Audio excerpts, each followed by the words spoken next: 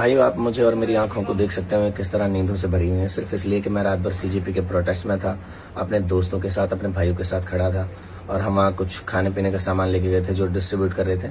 लेकिन वहां से आते टाइम जो हमारे साथ हुआ, पुलिस ने जो किया, 3 दोस्तों को जो मेरे साथ थे उन्हें डिटेन कर लिया, सिर्फ इसलिए क्योंकि वो सीजेपी के प्रोटेस्ट में से आ रहे थे और वो ऑटो में थे, कोई पर्सनल व्हीकल नहीं था उनका और कोई ऐसी बात नहीं थी। उन्हें सिर्फ डिटेन कर लिया और अभी वो लगभग 8 घंटे से वो पुलिस चौकी में बैठे हैं। पुलिस ने कोई जवाब नहीं दिया। मैं अकेला कुछ कर नहीं पा रहा हूँ।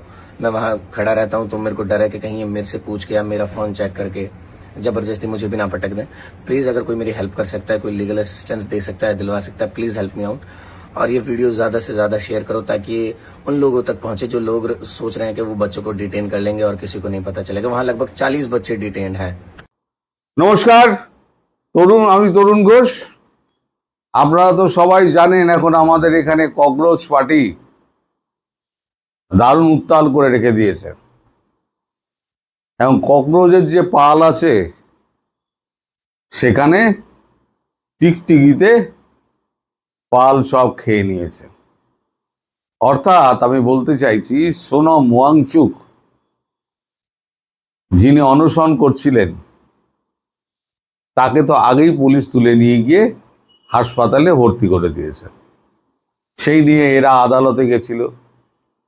ককরোচ পার্টি আদালত বলেছে যা করেছে ঠিক করেছে। আসলে এরা পুরো বাংলাদেশ মডেলেই কাজ করছিল।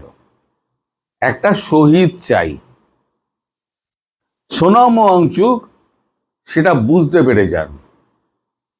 51 ঘন্টা অনশন করার পর তিনি বুঝতে পেরে যান যে আমাকে শিখণ্ডি খাড়া করে তার ছবি পর্যন্ত রেডি হয়ে গেছিল, মালা চড়ানো বাকি ছিল। আমাকে শহীদ করে এরা নিজেদের ঘর গোছাবে।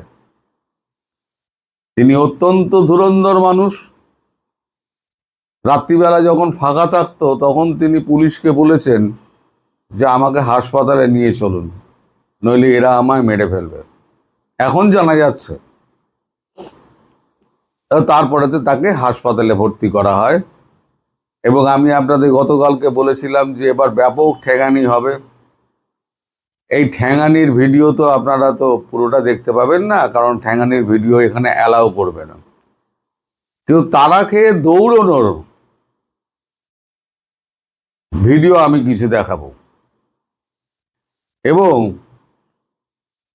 এখানে বিদেশি ফান্ডিং যেটা আমি বলেছিলাম, এখানে মেন বিদেশে ফান্ডিং যেটা হচ্ছে MI6 ব্রিটেনের, তারাও কিন্তু MI6 কিন্তু এই ডিপ স্টেটের অংশ।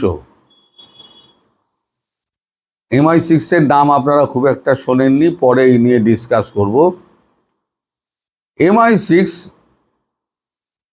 ধরেছে সাদিক খানকে, লন্ডনের মেয়র সাদিক খান মারফত টাকা গেছে তুর্কিতে, তুর্কি থেকে টাকা গেছে বাংলাদেশে, বাংলাদেশ থেকে হুন্ডি মারফত কোটি কোটি টাকা ভারতবর্ষে ঢুকেছে।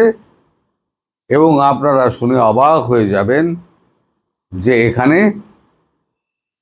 যারা আন্দোলন করছে তাদেরকে খাবার জোগানো থেকে আরম্ভ করে পানীয় জল, কোকা কোলা সমস্ত কিছু বিনামূল্যে বিতরণ করা হচ্ছে। আমি সেই ভিডিওটা চালাচ্ছি, শুধু আমি পাশে বসে থাকবো, আপনারা একবার দেখুন এই ভিডিওটা। क्या जंतर मंतर पर होने वाले प्रदर्शन सच में आम जनता के हैं? क्या इसके पीछे कोई बहुत बड़ा इंटरनेशनल नेक्सस काम कर रहा है? ये वीडियो देखिए और खुद तय कीजिए। रात के तकरीबन 11 बजे का समय है। जंतर मंतर पे मैं दिखा दूं, अलग अलग यहाँ पर स्विगी से, जोमेटो से खाना भेज रहे हैं। ये मेरे पास में खाना है। कौन कौन भेजा भैया? ये बांग्लादेश से है। बांग्लादेश से भेजा है। सुना आपने? रात के 11 बज रहे हैं और जंतर मंतर पर पिज्जा, बर्गर और कॉफी डिलीवर हो रही है। और ऑर्डर किसने किया है? किसी ने कतर से तो किसी ने बांग्लादेश से। वहाँ पे किसी को भी देने के लिए बोले ऑर्डर, किसी को भी दे दो, मतलब जो वहाँ पे स्टूडेंट वगैरह है। ये तो कहीं कतर से किसी ने बोला है कि वहाँ पे ले जाके दे दो।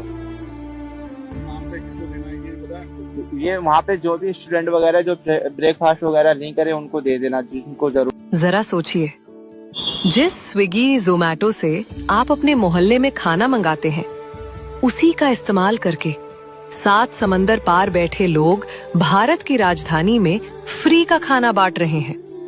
आखिर क्यों? क्या कतर और बांग्लादेश में बैठे लोगों को अचानक भारत के प्रदर्शनकारियों से इतनी हमदर्दी हो गई, या फिर ये उस टूल किट का हिस्सा है जिसका मकसद सिर्फ एक है, देश में अशांति फैलाना और भारत की छवि को दुनिया भर में खराब करना।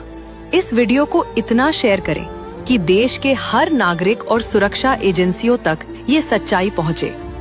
आंखें खोलिए, क्योंकि दुश्मन अब सिर्फ बॉर्डर पर नहीं, आपके ऐप्स में भी घुस चुका है। শুধু এরা নন, এখন কংগ্রেস পার্টির এই যে মিছিলে এখন বেরিয়ে পড়েছে পাদ্রী এবং নানেরা। পাদ্রী এবং নানেদের বেরোনোর কারণটা কি? পাদ্রী এবং নানেরা এই কারণে বেরোচ্ছেন যে এফসিআরে যে বিল অ্যামেন্ডমেন্ট হয়েছে, যেটা লোকসভায় এবার পাশ করা হবে, তাতে বলা হচ্ছে যে আগে যেমন বিদেশ থেকে টাকা এলে এক বস্তা চাল কিনে বাকি টাকার সমস্ত এই যে যারা বিক্ষোভকারী ষড়যন্ত্রকারী তাদের মধ্যে বিলিয়ে দেওয়া হতো এবং ধর্মান্তকরণের কাজ হতো, সেই ধর্মান্তকরণের কাজটি আর হচ্ছে না। শেষে আমি আপনাদের দুটো ভিডিও দেখাবো। আমি গ্যারান্টি দিতে পারি এই দুটো ভিডিও দেখে আপনারা হাসতে হাসতে একেবারে লুটোপুটি খাবেন। তো ভিডিও দুটো আপনারা দেখুন, আমি তারপরে আপনাদের বলছি। আমি পরপর ভিডিও দুটো দিয়ে দিচ্ছি, আপনারা দেখুন, কিন্তু পুরোটা দেখুন, হাসতে হাসতে আবার চেয়ার থেকে পড়ে যাবেন, আমার এটাই অনুরোধ। দেখুন ভিডিও দুটো।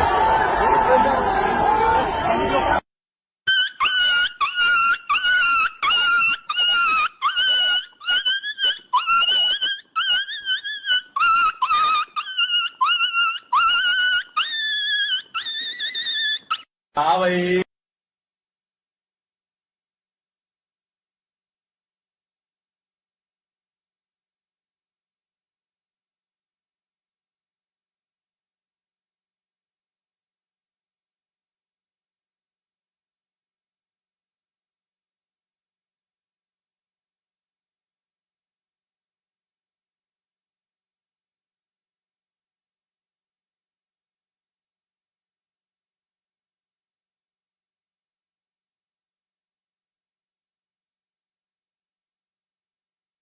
পুলিশের সঙ্গে মস্তানির ভিডিও তো আপনারা দেখলেন, এবার দেখুন পুলিশের ভলিবল খেলা।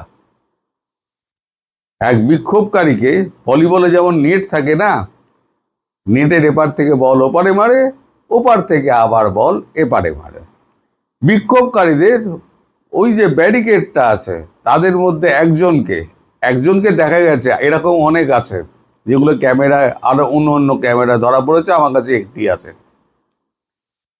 শুধু লোপালোপি হয়েছে, দেখুন লোপালোপি চলছে, যেন ভলিবল খেলা চলছে। সে আকাশমুখ হয়ে সে হাত পা ছুটছে, মাটিতে তাকে আর নামাচ্ছে না, সে ভলিবল মতো সেই নেটের এপার থেকে ওপার, ওপার থেকে এপার, এপার থেকে ওপার, ওপার থেকে এপার, এই চলেছে।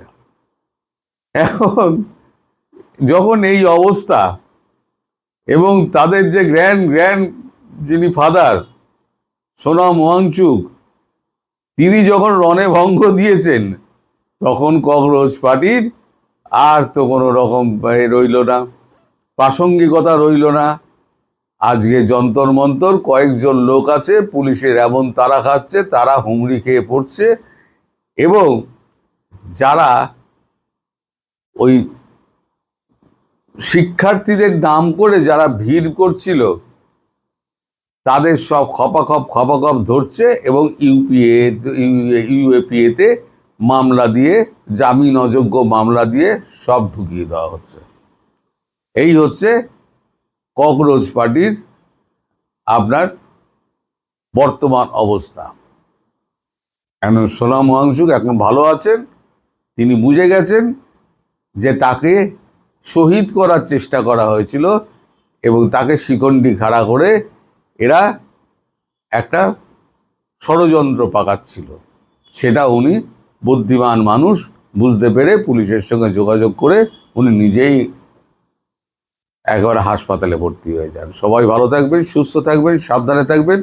নমস্কার।